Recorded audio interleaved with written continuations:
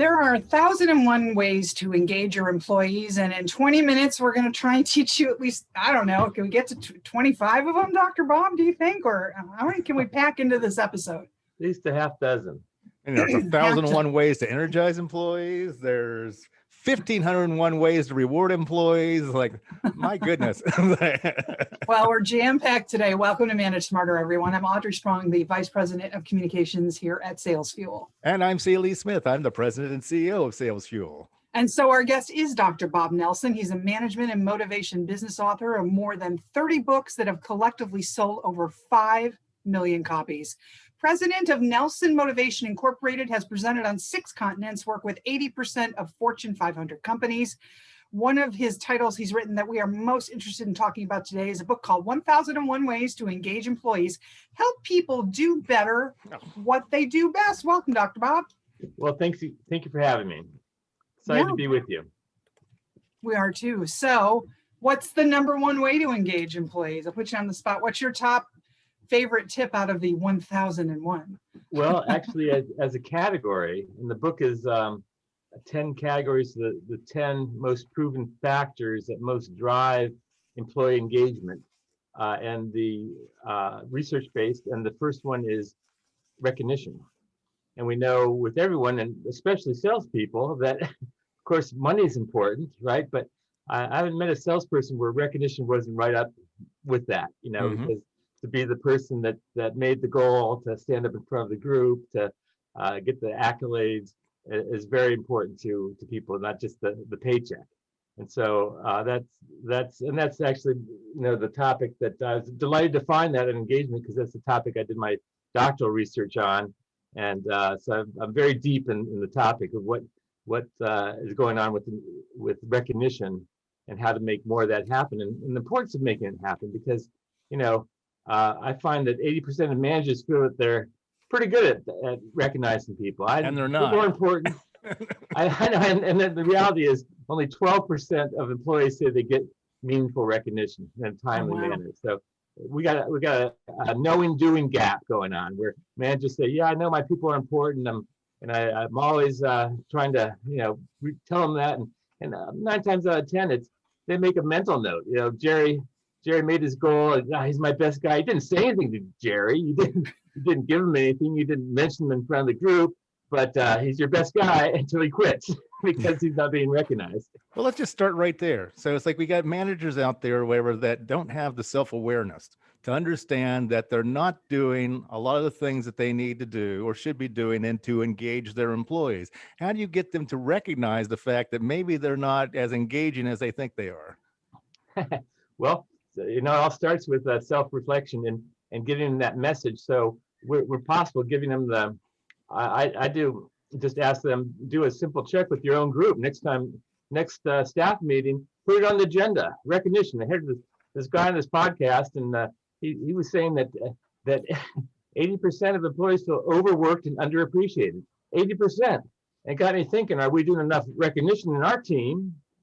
But it doesn't matter what I think, it matters what you think. So shut up and see what they say. And if you have any credibility, I find no one's going to say, boss, I just had up to here with you telling me how good I am. Knock that off. Yeah, nobody in the history has ever said that.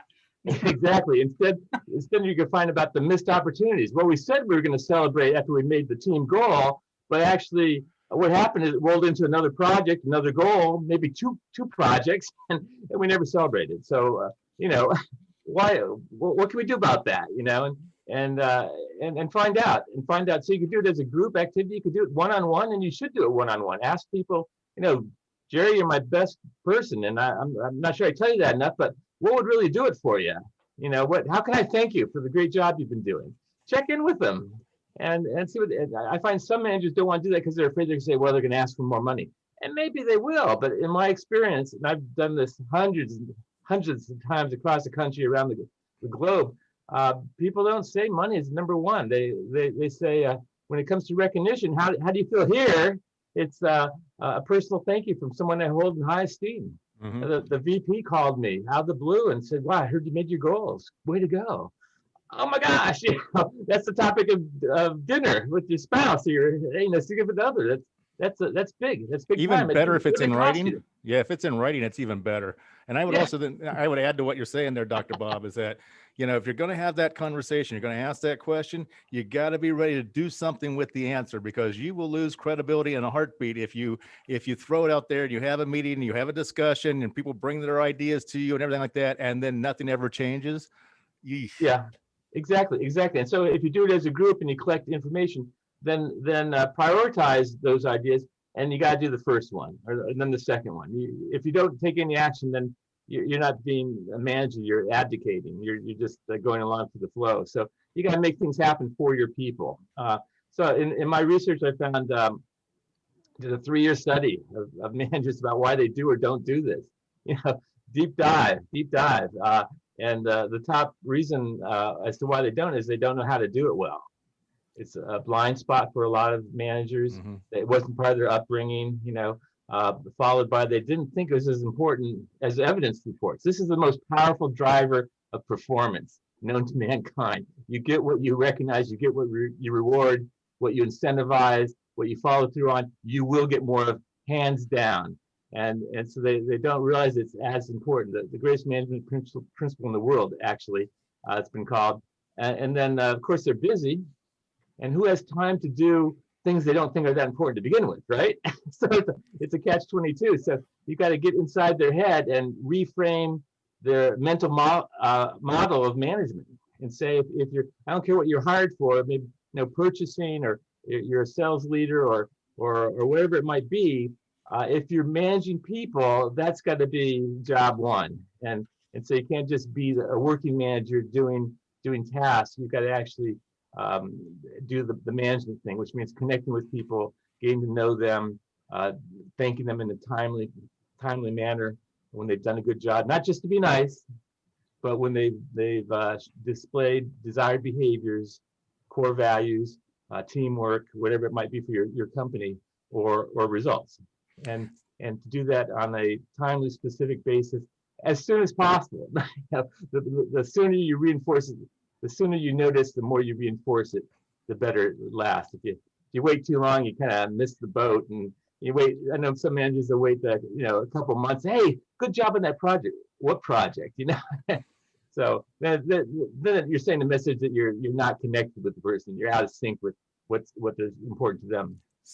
So I think managers, particularly sales managers, will spend the time or find the time if they can feel like it has a direct correlation to revenue. So here's something a couple things from your book. You quoted human resources consulting company Willis Towers Watson. 4 out of 5 workers are not delivering up to their full potential to help their organization succeed. 4 out of 5. That's believable. And our friends over at Gallup say that organizations that are able to create a culture of engagement say that they have employees are 480% more committed to helping their company succeed. Yeah, this is a big return on it, because it's a human nature thing. You know, it's not utilizing maximizing the utilization of equipment or something. That's a finite thing. Tapping into the human potential, and I like to say that motivation is not lighting a fire under people; it's lighting a fire within them. You know, and that's what this topic is about: is getting to know the person, find out what does it for them, and it's different for everybody. And then delivering on that when they do a good job in response to what they've done, and that reinforces they're going to do a better job next time. And not only does it do it for the person you're recognizing, but you send a message to everyone else that saw you do that or heard that you did it, that this is what gets noticed around here, and they will fall more likely in line to make their goals. You know, so again, take a sales as an example. It always slays me when a company has a sales goal and the top salesperson takes off, trip to Hawaii, and everyone else is going, yeah, okay, great, and what does that do for the second and the third and the fourth highest salesperson? Don't do, one person gets steak knives thing and everyone else gets a pizza.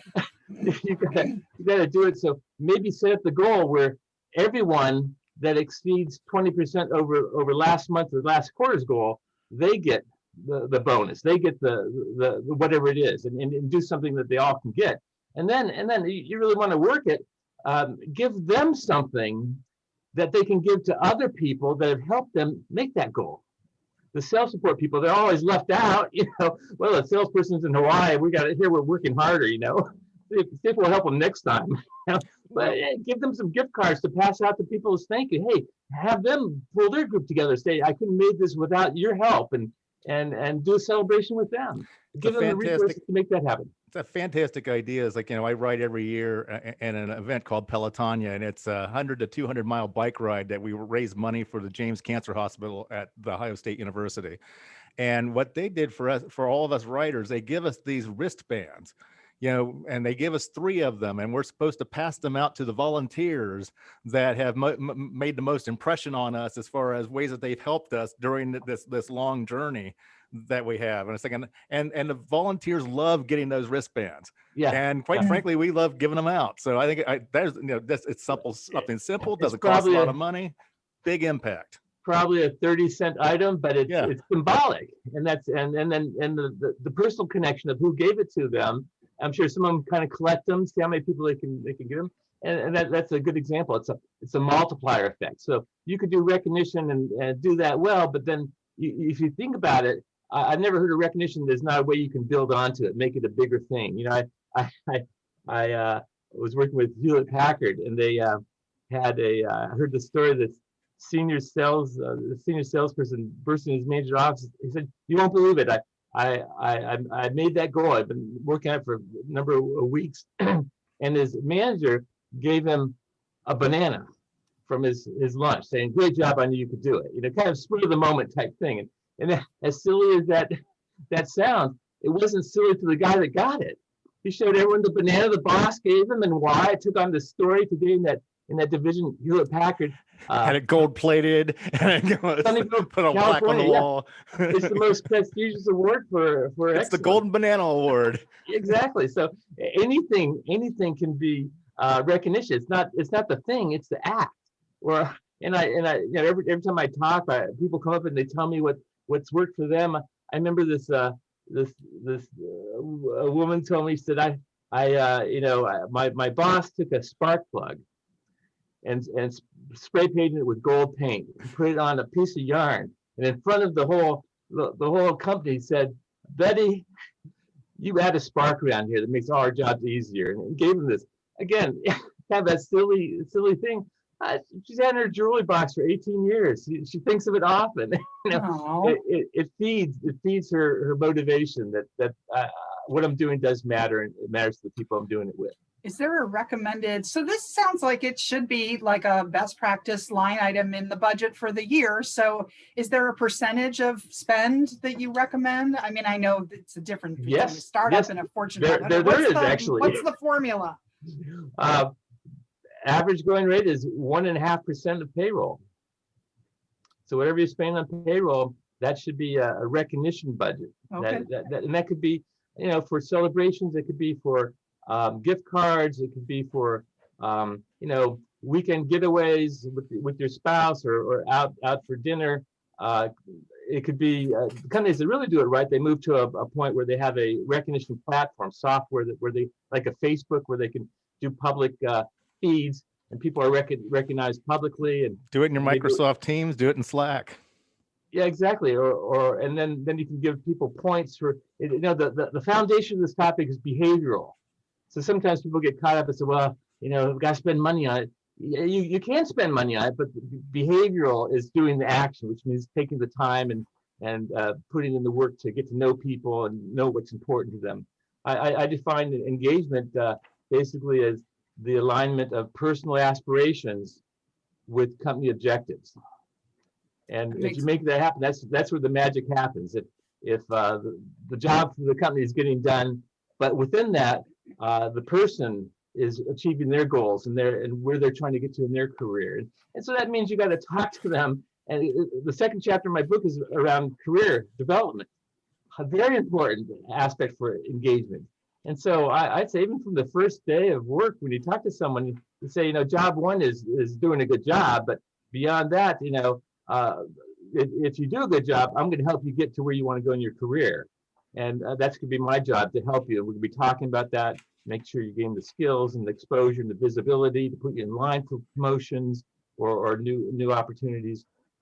Man, someone that does that, you don't leave a manager like that without thinking 2 or 3 times, because there's 1 out of 4 or 5 managers that you'll have in your career you'll think is good, and that's a person that you don't want to lose, because they're on your side, and they show that through their actions. But my wife is she's a technical person. She's a great manager, and been married 47 years, so she obviously has good taste. I know I do. So, but she had last job she left, and she would, whenever she had one-on-ones with people, she'd always check in on what's next for you and where do you want to be, and if that's why don't you go do a project with that department now and see if that's what you want to do, and if so, then we'll move you there. She had 4 people promoted last year from under her someplace else. So a lot of managers say, "Oh no, I've got more work. I got to find someone." She was joyous about that. That's great. She's glad to have them get ahead, and glad to have a role in making that happen. That's who everyone wants to work for. She had one guy. This is like a 35-year-old guy. Honest to God, when she left that company, he cried. It's the best manager I've ever had. I can't believe you're leaving. So that's the job of being a manager. Step into it. Live up to it. Well, you're and actually, important to the people that you're managing, and I find a lot of managers forget that, and they just take it as another job, or they get caught up in their own task, and and they're too busy for the people part. And they certainly don't want to thank them, because then they'll get a big head and they'll ask for a raise. Forget about that. You do the right thing. yeah, it's like, so career development is this number 2 reason why salespeople leave sales teams voluntarily. There you go. So number 1 is chapter 3 in your book, which is one's immediate manager. Yeah. Well, there we go. We'll just send people the first 3 chapters, and we'll be done. Yeah, one's immediate manager, and all the good or bad, and everyone takes stock. And how many times was the person on my side? How many times did they speak up on my behalf? Did they call me out in a meeting versus embarrassing me? It's people. People wonder when someone quits. They go, "God, what happened? Why'd you quit?" Well, what didn't wake up that morning and say, "I'm going to quit." They built up to it for the things you've been doing over the last year or 2. The time you cut them off when they had that idea, "Oh, we tried that 2 years ago, it'll never work." Well, maybe it will this time, especially with this person behind it. Give them a chance. But the fact that you just cut them off and dismissed them, boy, they noticed that, and all of a sudden they didn't feel as important as the day they were hired. Everyone starts the job excited and potential, but the real job is what happens the next day, day 2 and day 3, and how are you treated? What's the reception? Is your manager on your side? What are the discussions? Is it all just driving you harder to do more work, or is it looking out for you as well? What tools do you need to do a better job? Talk about a form of recognition. The best forms don't cost anything, but boy, asking someone, is there you need a software upgrade, a software that would make you more productive? Let me know, I'll get it for you. There's all sorts of, I find that, 80% of managers say they do this. Most employees don't get it. Open your head up to the possibilities. I couldn't have written a book called now 1,501 Ways to Reward Employees if it wasn't all around us every day. And so I pride myself in getting people to see it for the first time and say, there's more here than I thought. So, I've screwed some of those things up. And I think that anyone who's on sales will admit that they've screwed it up too. So I think the one thing that's really important here is the willingness to be able to course correct. And you got to say, you know what, I'm sorry about that. Or I shouldn't have handled it that way. Or it's like, what I should have done is blank, when, just let them know. It's like, hey, I'm human too. And for the manager saying, hey, being open and honest, that's important. And to say, you didn't seem that wowed by what I did. Is there something that will work better for you? I'm going to do that next time. So it's a journey for each of us to learn. And if you really get it working, you can lean on other managers. I worked last fall with NASA, Johnson Space Systems out of Houston, and they're ranked #1 best place to work in federal government. Wow, this is out of 2.3 million employees. #1. That doesn't happen by accident. So I'm learning for everyone I work with. And one of the things I notice that they do whenever they get a group of managers together is they always take 10 minutes at the end of the meeting to go around the group and ask everyone to share something they've done to recognize someone in their team since we last have been together. Isn't that cool? And then and people, you know, and then you can just feel the energy and the pride rise in the group when they're doing that. And something else happens. People will take notes on each other's ideas. That's a great one, John. I'm going to try that. And so they're learning from each other. Same was true when I worked with Disney for 15 years.